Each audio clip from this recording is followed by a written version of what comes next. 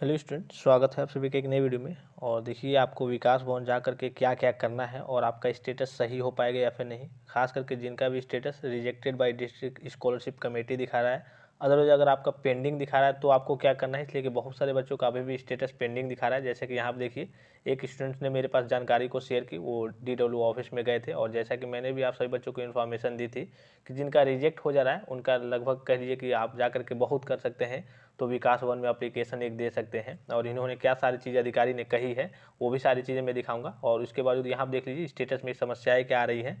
Bank currently inactive and merge with another bank, और यहाँ पे rejected by district scholarship committee, या फिर यहाँ पे देखिए ये भी इनका भी सेम है, या फिर IFSC कोड और बैंक का जो है वो ब्रांच वगैरह, या फिर वो मैच नहीं कर रहा होगा, या फिर UID never enable for DBT की समस्या आ रही होगी।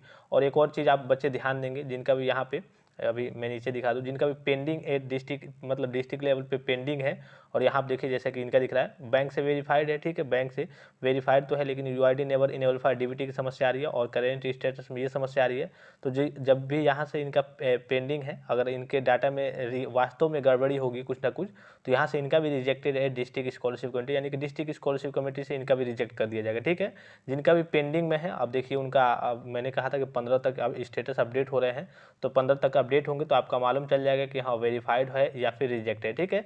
रिजेक्ट हो गया है तो देखिए यहाँ पे rejected by district scholarship committee आ गया है। तो मैंने आपको एक सोल्यूशन बताया था, चूँकि इसको सोल्यूशन नहीं कह सकते हैं, इसलिए कि वह हाँ अपनी ओर से बच्चे कोशिश करेंगे कि DW ऑफिस में जाएंगे, वहाँ पर एप्लीकेशन लिख के अधिकारियों से वार्ता करेंगे, बातचीत करेंगे कि क्या कुछ हो सकता है। देखिए हर जगह का विकास भवन की बात करें तो अलग अलग प्रोसीजर होता है, क्योंकि यूपी गवर्नमेंट यानी कि यूपी स्कॉलरशिप का पोर्टल तो सबके लिए सेम ही है, मान लीजिए जो भी काम होता है, लेकिन कई जगह कुछ अधिकारी कुछ बात करते हैं, कुछ अधिकारी कुछ बात करते हैं, और बच्चे ये सोचते हैं कि जो गवर्नमेंट है, यूपी गवर्नमेंट है, वो बच्चों को पैसा देना नहीं चाहती है, या फिर फंड में पैसा कम है, इस तरीके से बच्चे अपने मन में सोचते हैं। बहरहाल इसके बारे में आपकी क्या राय है, आप भी कमेंट करके जरूर बताइए। यहाँ पर देखिए कई सारे स्टूडेंट्स वगैरह, यहाँ पे ऊपर इनका नंबर दिख रहा होगा जो कि आपको ब्लर दिख रहा होगा, और कई सारे स्टूडेंट्स वगैरह जाते रहते हैं DW ऑफिस में। तो यहाँ देखिए सर मैं आज विकास भवन गया था, मेरी भी स्कॉलरशिप में रिजेक्टेड बाय बैंक दिखा रहा था, यानी कि बैंक से रिजेक्ट दिखा रहा था और स्टेटस पेंडिंग दिखा रहा था। और जब स्टेटस वेरीफाई करने की बारी आई तो स्टेटस वेरीफाइड की जगह पे मतलब कि स्टेटस जांच किया गया तो उनका रिजेक्ट कर दिया गया।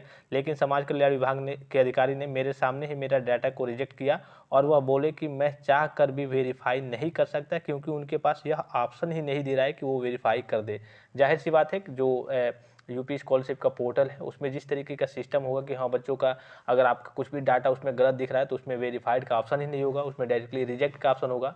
तो उस तरीके से वहाँ पे अधिकारी भी जो है वो भी मजबूर तरीके से, एक तरीके के लिए कि मजबूरी है कि वहाँ पे जब वेरीफाइड का ऑप्शन देगा नहीं तो उनको डायरेक्टली रिजेक्ट ही करना पड़ेगा।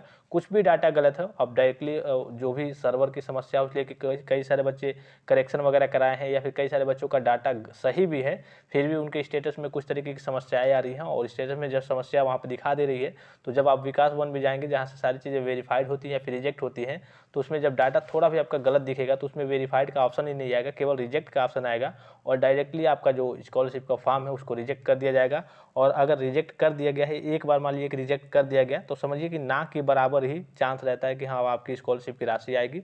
तो जिन भी बच्चों का ऐसे दिखा रहा है, बहरहाल आगे जो भी अपडेट्स वगैरह हो सकता है, बच्चे ट्विटर पर अभियान चला रहे हैं या फिर बहुत सारे बच्चे विकास भवन जाके धरना देने की बात कर रहे हैं। बहरहाल आगे की जो अपडेट्स आती रहेंगी मैं आपको इन्फॉर्म करते रहूँगा कि हाँ कुछ सोल्यूशन इसका मिला, क्या करना है, कैसे करना है। लेकिन वर्तमान की स्थिति के बारे में बात करें तो यही स्थिति है कि हाँ जिन बच्चों का रिजेक्ट कर दिया गया है डिस्ट्रिक्ट स्कॉलरशिप कमेटी से, रिजेक्टेड बाय बैंक की बात मैं नहीं कर रहा है, रिजेक्टेड बाय बैंक अगर है आपका और यहाँ पे verified recommended by district scholarship committee दिखा रहा है, तब आपको यहाँ पे जो भी समस्या है उसको करा लेना है। जैसे कि आधार सीडिंग की प्रक्रिया हो गई उसको संपन्न करा लेना है, अर्थात KYC करा लेना है। लेकिन अगर rejected by district scholarship committee दिखा रहा है तब समझिए कि काफ़ी दिक्कत है और आपकी स्कॉलरशिप की राशि नहीं ही आएगी, लगभग समझ लीजिए इतना कि नहीं ही आएगी।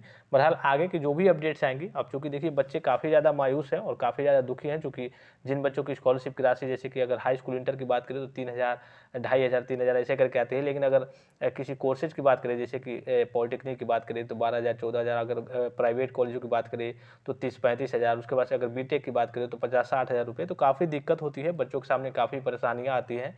लेकिन आप भी थोड़ा सा एक बार आप अपने स्तर से खुद आप विकास पहुँच जाइए, और जहाँ तक हम लोग की टीम गई थी या फिर बच्चे गए थे उनके द्वारा यही अपडेट आ रही है, यही इन्फॉर्मेशन आ रही है कि वहाँ से भी कुछ हो नहीं पा रहा है। लेकिन आप भी जाइए एक बार, आप भी वहाँ से वार्ता कीजिए कि हाँ हो सकता है कुछ हो जाए। लेकिन देखिए इसके बारे में गवर्नमेंट को भी सोचना चाहिए कि हाँ इतने ज़्यादा बच्चों की स्कॉलरशिप के फॉर्म रिजेक्ट हो रहे हैं, तो उनको भी कुछ सोल्यूशन देना चाहिए कि हाँ जब बच्चों के डाटा कम से कम जिनके सही है उनका वेरीफाइड करके उनका पैसा उनको दे देना चाहिए। बहरहाल इसके बारे में आपको क्या लगता है कि आपका स्टेटस अब मतलब आपकी स्कॉलरशिप की राशि अब आ पाएगी या फिर नहीं? कोई उम्मीद आपको दिख रही है या फिर नहीं? कोई रास्ता आपको दिख रहा है या फिर नहीं? आप भी कमेंट करके ज़रूर बताएं। और जो भी जानकारी आपको मिले या फिर मुझे मिलती रहेगी आप मेरे से साझा कीजिए और मैं आपसे साझा करते रहूँगा। फिलहाल इस वीडियो में इतना ही, इजाज़त दीजिए। धन्यवाद। Thanks for watching. मिलते हैं नेक्स्ट वीडियो में।